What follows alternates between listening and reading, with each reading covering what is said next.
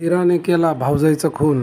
गेल्या अनेक वर्षापासून भाऊजाईसोबत राहणाऱ्या दीराने दारूच्या नशेत मारहाण करून भाऊजाईचा खून केल्याची खळबळजनक घटना राहाता उपनगर 15 येथे घडली आहे. यात सविता पवार वय वर्ष 40 या महिलेचा जागीच मृत्यू झाला आहे. या घटनेप्रकरणी राहाता पोलिसात खुनाचा गुन्हा दाखल झाला असून आरोपी बबन गोविंद पवार याला पोलिसांनी जेरबंद केले आहे.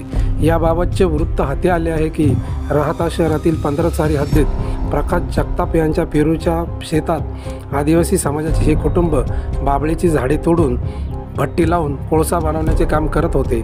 पाथर्डी येथील ठेकेदार नारायण सोमनाथ राठोड हे कामगार पुरवठा ठेकेदार आहे.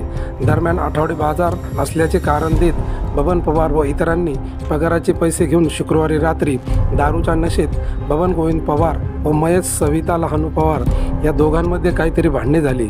या भांडणामध्ये काहीतरी टणक वस्तूने डोक्यात कानाजवळ मारहाण केल्याने सविता हिचा मृत्यू झाला.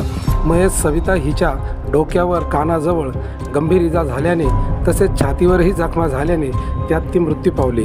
पोलिसांनी लगेच तपासाची चक्रे फिरवून आरोपीला अटक केली आहे.